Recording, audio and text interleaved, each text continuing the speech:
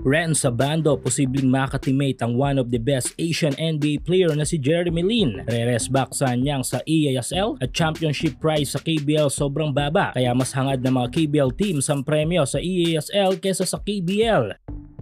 Dito lang ay naging maugong ang usapan ng napipintong pag-alis ng former highest paid Pinoy import sa KBL ng Korea na si Renz Abando. Big thing ito sa KBL basketball scene dahil alam naman natin kung gaano kahusay si Kabayan sa laro. Previous season ito kung di lang nadali ng injury ay tiyak na magiging dominante sana ito at malaki ang maitutulong sa kupunan ng kanyang Red Boosters upang madepensahan ang kanilang titulo. Kaso nang dahil nga sa injury na yon ay hindi na nga nakalaro si Kabayan ng ilang buwan na naging dahilan din ng pagbaba ng performance ng team ng kanyang this KBL season. At dahil one of the high-ranking team ang kanyang sa Korea ay hindi nila natanggap ito at imbes na hintayin ng pag-heal ng injury ni Abando ay nagpasya na lang ang mga ito na palitan si Lakay at humanap ng bagong Asian import. Kaya tiyak tuloy na ang pagkawala ni Renz sa lineup ng kanyang next KBL season. Pero para sa mga fans ni Lakay ay hindi dyan nagtatapos ang journey ng ating high flyer young player. Instead ay nag-uumpisa pa lang ito dahil nito lang ang target ng kampo ni Abando na laruan ay hindi na sa KBL kundi sa ibang overseas league sa Asia. Yes, given na dito ang bilig ng Japan kung saan ay maraming gustong makakuha kay Abando. Pero mukhang mas preparado ang lahat dito sa isang liga. Ito ay ang Plus League ng Taiwan,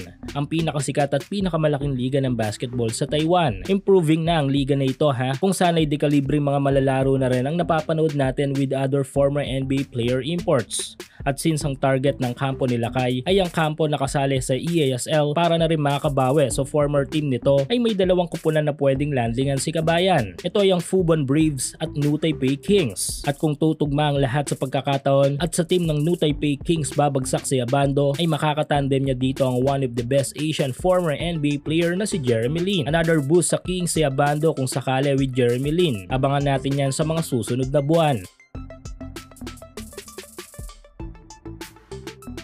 Samantala maliban sa pagtitipid ng salary sa mga Asian import recruit ay tila may bagay na nagpapatunay na hindi talaga ganong kalaki ang budget ng bawat kupunan sa KBL kung ikukumpara sa ibang liga sa Asia dahil ultimo premyo ng KBL sa magiging kampyonato ay sobrang baba pala. Mula sa post ng ilang insider sa KBL ng Korea ay sinabi nito na ang premyo lamang sa kupunang magkakampyon every season ay nagkakahalaga lamang ng 73,000 USD. Kung kaya naman mas naglalaway ang mga KBL ball club sa papremyo sa East Asia Super League kaysa sa kanilang mismong liga. Para sa mga hindi nakakaalam ang premyo sa EASL ng champion team ay 1 million USD. Sobrang layo, hindi ba? Kaya nga greedy ang term na ginamit ng post ng KBL insider na ito. Kaya malaking bagay ang tulong ni Abando sa championship ng kanyang last year dahil dito ay nakatamasa sila ng 1 milyon. Ilang championship na yon sa KBL, hindi ba?